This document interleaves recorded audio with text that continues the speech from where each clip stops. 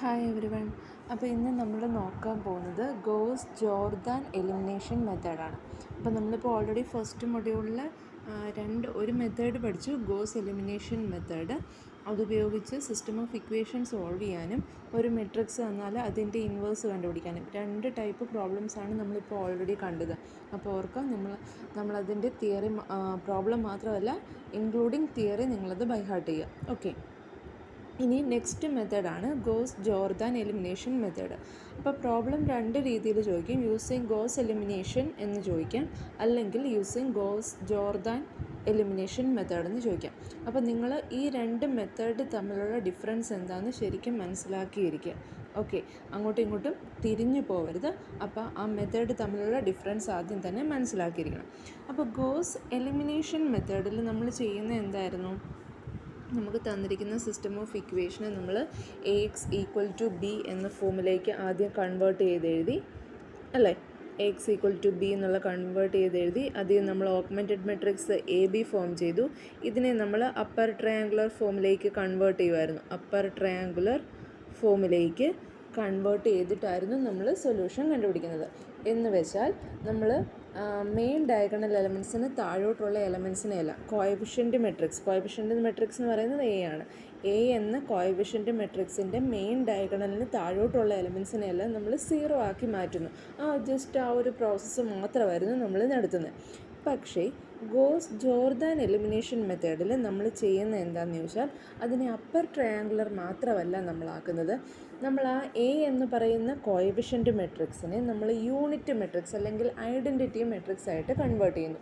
എന്ന് വെച്ചാൽ മെയിൻ ഡയഗണൽസിലെ എലമെൻറ്റ്സിനെ എല്ലാം 1 ആക്കണം, ആൻഡ് ബാക്കി എല്ലാ എലമെൻറ്റ്സിനെയും നമ്മൾ എന്താക്കണം? 0s ആക്കണം. നമുക്കറിയാമല്ലോ ഐഡൻറ്റിറ്റി മെട്രിക്സ് എന്താണെന്ന്.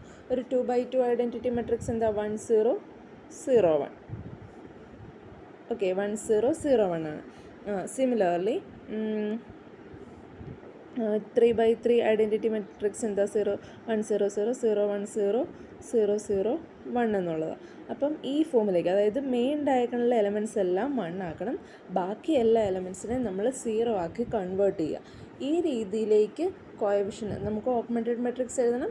ആ ഓഗ്മെൻറ്റഡ് മെട്രിക്സിൻ്റെ കോഎഫിഷ്യൻ്റ് മെട്രിക്സിന് മാത്രമാണ് നമ്മൾ ചേഞ്ച് വരുത്തുമ്പോൾ, അതായത് ബാക്കി B എന്ന മെട്രിക്സിൽ എല്ലാം 1 ആക്കണമെന്ന് 0 ആക്കണമെന്ന് നമുക്ക് പറ്റത്തില്ല. അത് ചിലപ്പം ആയി വരണമെന്നില്ല. അല്ലാതെ നമ്മൾ ബാക്കി B എന്ന പാർട്ട് നോക്കാതെ ട്രാൻസ്ഫോർമേഷൻ നടത്തുമ്പോൾ കംപ്ലീറ്റ്ലി കൊടുക്കുക. ബട്ട് നമ്മൾ A എന്ന മെട്രിക്സിൻ്റെ മെയിൻ ഡയഗണൽസ് എല്ലാം എന്താക്കണം? 1 ആക്കണം, ആൻഡ് ബാക്കി എല്ലാ എലമെൻറ്റ്സും 0 ആക്കണം. അപ്പോൾ പ്രോസസ്സിന് മാത്രമേ ഉള്ളൂ വ്യത്യാസം. നമ്മൾ ചെയ്യുന്ന കാര്യമെല്ലാം സെയിം റോ ട്രാൻസ്ഫോർമേഷൻ അപ്ലൈ ചെയ്യുക എന്ന് മാത്രമേ ഉള്ളൂ. ഓക്കെ, അപ്പോൾ ആ ഡിഫറൻസ് ഒന്ന് മനസ്സിലാക്കി വെക്കുക. അപ്പോൾ അത് വെച്ചിട്ടാണ് പ്രോബ്ലം ചെയ്യുന്നത്. അപ്പോൾ അതിൻ്റെ തിയറി ജസ്റ്റ് ഒന്ന് വായിക്കാം. This method is the modification of goes elimination method. ഞാൻ പറഞ്ഞല്ലോ, ഗോസ് എലിമിനേഷൻ മെത്തേഡിൻ്റെ വേറൊരു മോഡിഫിക്കേഷൻ, ഇച്ചിരൂടെ കൂടുതൽ സ്റ്റെപ്സ് നമുക്ക് ചെയ്യാനുണ്ട്. അതായത് അതിനെ യൂണിറ്റ് മെട്രിക്സ് ആക്കിയിട്ട് കൺവേർട്ട് ചെയ്യുന്നു. അതാണ് ഇവിടുത്തെ എക്സ്ട്രാ പ്രോസസ്സ് എന്ന് പറയുന്നത്. In this method the coefficient matrix A of the system AX = B is brought to a diagonal matrix or unit matrix, making the matrix A not only upper triangular but also lower triangular. അപ്പോൾ നമ്മൾ goes എലിമിനേഷനകത്ത് എന്താ ചെയ്യുന്നത്? Upper triangular മാത്രമേ ആക്കുന്നുള്ളൂ. But ഇവിടെ എങ്ങനെയല്ല, both upper and lower ആകുന്നു. എന്ന് വെച്ചാൽ ഡയഗണലിന് മുകളിലുള്ള എലമെൻറ്റ്സിനെയും താഴെയുള്ള എലമെൻറ്റ്സിനെയും നമ്മൾ 0s ആക്കുന്നു. By making all the elements above the leading making all the elements above and below എന്നുണ്ട് കേട്ടോ. അത് നിങ്ങൾ ജസ്റ്റ് നോട്ടൊന്ന് നോക്കുമ്പോൾ എഴുതിക്കൊള്ളുക. Elements above and below the leading diagonal of A as 0s. Hence AX = B will be reduced to the form. എങ്ങനെയാകും? നമുക്കറിയാം main diagonal elements മാത്രമേ വരത്തുള്ളൂ. A11 A22 അങ്ങനെ ANN വരെ വരും. ബാക്കി എല്ലാ എലമെൻറ്റ്സും കണ്ടോ, ഇതാണ് മെയിൻ ഡയഗണൽ. അതിന് മുകളിലുള്ള എലമെൻറ്റ്സും താഴെയുള്ള എലമെൻറ്റ്സും എല്ലാം 0 ആയി പോകുന്നു. ആൻഡ് ബാക്കി നമുക്കറിയാമല്ലോ =B. AB എന്ന മെട്രിക്സ് എഴുതുമ്പോൾ =B ആണ്. നമ്മൾ ഓഗ്മെൻറ്റഡ് മെട്രിക്സ് എഴുതുമ്പോൾ B ആണ് അസോസിയേറ്റ് ചെയ്ത് എഴുതുന്നത്. അത് ആ രീതിയിലേക്ക് വരും. ദെൻ നമുക്ക് വേണ്ടത് x1 x2 xൻ്റെ വാല്യൂസ് ആണല്ലോ. അങ്ങനെയാണെങ്കിൽ x1ൻ്റെ വാല്യൂ എന്തായിരിക്കും? B1 / A11, x2 എന്ന് പറയുന്നത് B2 / A22, അങ്ങനെ xn എന്ന് പറയുന്നത് Bn / ANN. അപ്പോൾ നമുക്ക് ഫൈനൽ ആൻസർ കണ്ടുപിടിക്കാനും മറ്റേ മെത്തേഡിനെക്കാട്ടിലും ഗോസ് എലിമിനേഷൻ മെത്തേഡിനെക്കാട്ടിലും എളുപ്പമാണെങ്കിലും നമ്മൾ ചെയ്യുന്ന പ്രോസസ്സ് കുറച്ചുകൂടെ ആ റോ ട്രാൻസ്ഫോർമേഷൻ ഇച്ചിരൂടെ സ്റ്റെപ്സ് കൂടും. അപ്പോൾ രണ്ടും ഏകദേശം ഒരുപോലെയാണ്. ഫൈനൽ ആൻസർ പെട്ടെന്ന് കിട്ടാൻ, ഫൈനൽ ആൻസർ നമുക്ക് ഒത്തിരി കോംപ്ലിക്കേഷൻ ഇല്ലാതെ കിട്ടാൻ ഇതാണ് എളുപ്പം. ബട്ട് നമുക്ക് റോ ട്രാൻസ്ഫോർമേഷൻ കൊടുക്കുന്ന മറ്റേതാണ്. അപ്പോൾ ഒത്തിരി റോ ട്രാൻസ്ഫോർമേഷൻ കൊടുക്കേണ്ട ആവശ്യമില്ലല്ലോ. 1 ആക്കുന്ന പ്രോസസ്സ് ഇല്ല, പിന്നെ മുകളിലത്തെ എലമെൻസിനെ ഒന്ന് 0 ആക്കണ്ട. അങ്ങനത്തെ ഒരു എളുപ്പം നമുക്ക് ഗോസ് എലിമിനേഷൻ മെത്തേഡിലുണ്ട്. ഓക്കെ, ഇനി അടുത്തൊരു നോട്ട് കൊടുത്തേക്കുന്നത് by this method the values of x1, x2, etcetera xn are immediately found without using the process of back substitution. അപ്പോൾ ബാക്ക് സബ്സ്റ്റിറ്റ്യൂഷൻ മെത്തേഡ് ഇല്ലാതെ തന്നെ പെട്ടെന്ന് തന്നെ നമുക്ക് ഈ x1, x2, എക്സെട്ര xnൻ്റെ വാല്യൂസ് കണ്ടുപിടിക്കാൻ പറ്റും. അതാണ് ഈ ഒരു മെത്തേഡിൻ്റെ അഡ്വാൻറ്റേജ് എന്ന് പറയുന്നത്. ഓക്കെ, അപ്പം രണ്ട് മെത്തേഡും തമ്മിലുള്ള ഡിഫറൻസ് മനസ്സിലാക്കുക. ഗോസ് എലിമിനേഷൻ എന്ന് പറഞ്ഞാൽ നമ്മൾ തന്നിരിക്കുന്ന കോഎഫിഷ്യന്റ് മെട്രിക്സിനെ ജസ്റ്റ് അപ്പർ ട്രയാങ്കുലർ ഫോമിലേക്ക് മാത്രമേ കൺവേർട്ട് ചെയ്യുന്നുള്ളൂ. ബട്ട് ഗോസ് ജോർദാൻ എലിമിനേഷൻ മെത്തേഡിൽ നമ്മൾ ബോത്ത് അപ്പർ ആൻഡ് ലോവർ ആക്കുന്നു, ഇൻക്ലൂഡിങ് ഡയഗണൽ എലമെൻറ്റ്സ് 1 ആക്കുവാണെങ്കിൽ ഏറ്റവും എളുപ്പമായിരിക്കും. ഓക്കെ, അപ്പോൾ അതിൻ്റെ ഒരു പ്രോബ്ലമാണ് താഴെ കൊടുത്തിരിക്കുന്നത്. Apply Gauss Jordan method to solve the system of equation x + 2y + z = 3, 2x + 3y + 3z = 10, 3x - y + 2z = 30.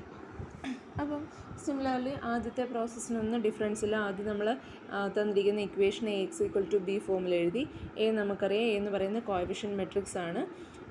അപ്പോൾ എക്സ് വൈ സെഡിൻ്റെ കോഎഫിഷ്യൻസ് വെച്ചിട്ട് അപ്പോൾ ആദ്യം എന്ത് വരും, എക്സിൻ്റെ ഇവിടെ 1 2 1 ഫസ്റ്റ് റോ ആയി, സെക്കൻഡ് റോയിൽ 2 3 3 വന്നു, തേർഡ് റോ 3 - 1 2.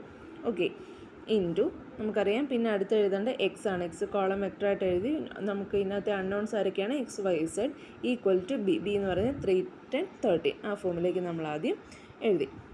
അത് കഴിഞ്ഞ് നമ്മൾ എന്ത് ചെയ്യണം, ഓഗ്മെൻറ്റഡ് മെട്രിക്സ് എ ബി എഴുതണം. ഓഗ്മെൻറ്റഡ് മെട്രിക്സ് എ ബി എങ്ങനെ എഴുതുന്നത്, എയും ബിയും കൂടെ അസോസിയേറ്റ് ചെയ്ത് അത് രണ്ടും കൂടെ അഡ്ജോയിൻ ചെയ്ത് നമ്മൾ വെച്ച് എഴുതുന്ന മെട്രിക്സിനെയാണ് നമ്മൾ ഓഗ്മെൻറ്റഡ് മെട്രിക്സ് എന്ന് പറയുന്നത്.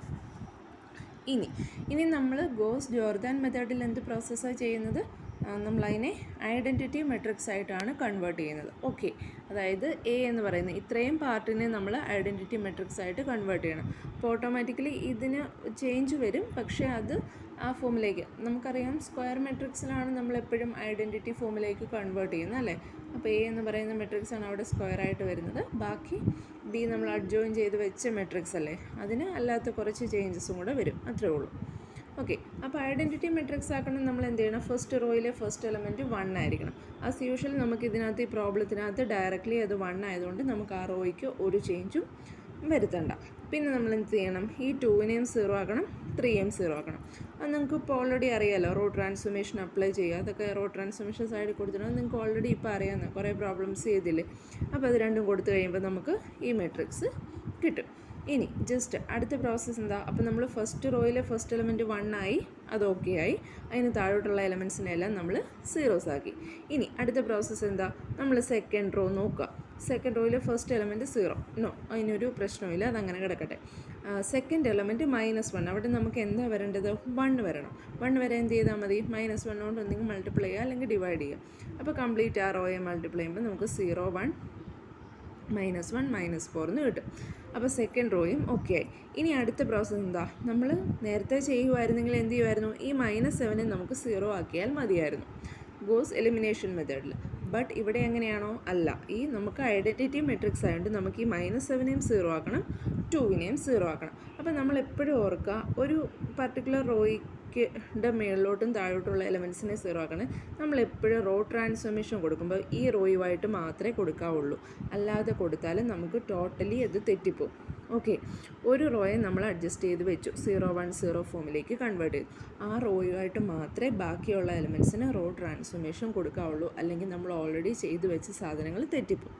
ഓക്കെ, അപ്പം നമ്മൾ അതിനെ രണ്ടിനെയും 0 ആക്കാനായിട്ട് കണ്ടോ, R2 ആയിട്ട്, R2 എന്ന റോയ്ക്കാണല്ലോ നമ്മളിപ്പോൾ ഓൾറെഡി ട്രാൻസ്ഫോം ചെയ്ത് സെറ്റാക്കി വെച്ചേക്കുന്നത്. ആ റോയുമായിട്ടാണ് ബാക്കി R1നും R3ക്കും ചേഞ്ച് കൊടുത്തത്. അപ്പോൾ അതും ഓക്കെ. ഇനി നെക്സ്റ്റ് എന്ത് ചെയ്യണം, അപ്പോൾ ഫസ്റ്റ് റോ ഓക്കെ ആയി, സെക്കൻഡ് റോയിൽ ഫസ്റ്റ് എലമെൻറ്റ് 0 ആയി, സെക്കൻഡ് എലമെൻറ്റ് 1 ആയി, അതിന് മുകളിലും താഴെയുള്ള എലമെൻറ്റ്സിനെയൊക്കെ 0 ആക്കി. ഇനി അടുത്ത് നമ്മൾ നോക്കേണ്ട കാര്യം അപ്പോൾ ഫസ്റ്റ് റോ ഓക്കെ ആയി, സെക്കൻഡ് റോയും ഓക്കെ ആയി. ഇനി തേർഡ് റോ നോക്കുക. തേർഡ് റോയിലെ ഫസ്റ്റ് 2 എലമെൻറ്റ്സ് 0 ആണ്, മൂന്നാമത്തെ എലമെൻറ്റ് -8. അതിനെ 1 ആക്കാൻ എന്ത് ചെയ്യണം? -8 കൊണ്ട് ഡിവൈഡ് ചെയ്യുക. അപ്പോൾ അതും ഓക്കെ ആയി. ഓക്കെ, ഇനിയിപ്പോൾ ഇത് 1 ആയി. അപ്പോൾ ഇത് 3 മെയിൻ ഡയഗണൽസ് 3 1 ആയി. ഇനി എന്ത് ചെയ്യണം? ഈ -1നെയും 3യും നമുക്ക് 0 ആക്കണം. അത് നമ്മൾ ഏത് റോയുമായിട്ട് ചേഞ്ച് ചെയ്യും? R3 എന്ന റോ. നമുക്ക് ചേഞ്ച് വരുത്തേണ്ടത് R2നും R1നും ചേഞ്ച് വരും. ഏത് റോയുമായിട്ട് കൊടുക്കണം? R3 എന്ന റോയുമായിട്ട് മാത്രമേ നമ്മൾ ചേഞ്ച് കൊടുക്കാവുള്ളൂ.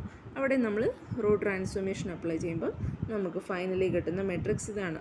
കാൽക്കുലേഷൻ ഒന്നും പറയാതെ നിങ്ങൾക്ക് ജസ്റ്റ് അറിയാമല്ലോ, അതുകൊണ്ടാണ് പറയാത്തത്. റോ ട്രാൻസ്ഫോർമേഷൻ നിങ്ങൾക്ക് ഇപ്പോൾ അത്യാവശ്യം മനസ്സിലായതല്ലേ, അത് തന്നെ നോക്കിയാൽ മതി, പെട്ടെന്ന് കിട്ടുന്ന സിമ്പിൾ പ്രോബ്ലമാണ്.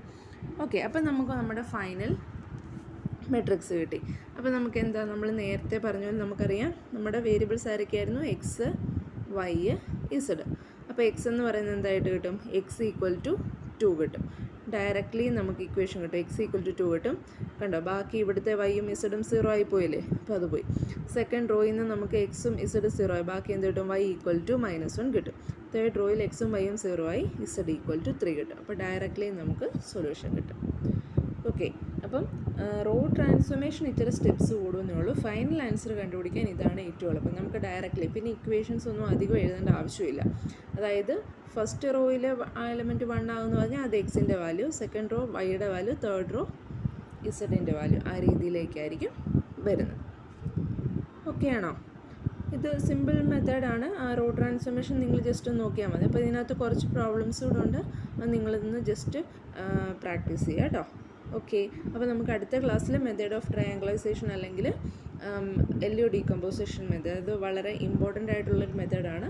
അതിൻ്റെ തിയറി കഴിഞ്ഞ തവണയും ചോദിച്ചിട്ടുണ്ട്. നമ്മുടെ സിലബസിലും അതിൻ്റെ മോഡൽ ക്വസ്റ്റ്യൻ പേപ്പറിനകത്ത് സെയിം ക്വസ്റ്റ്യൻ ചോദിച്ചിട്ടുണ്ട്. അപ്പോൾ അത് വളരെ ഇമ്പോർട്ടൻ്റ് ആയിട്ടുള്ള, ഇച്ചിരി ലെങ്തി ആയിട്ടുള്ള പ്രോബ്ലമാണ്. അപ്പോൾ അത് ഇമ്പോർട്ടൻ്റ് ആയിട്ടുള്ളൊരു ടോപ്പിക്കാണ്. ഓക്കെ, അത് നമുക്ക് അടുത്ത ക്ലാസ്സിൽ ഡിസ്കസ് ചെയ്യാം. Okay, thank you.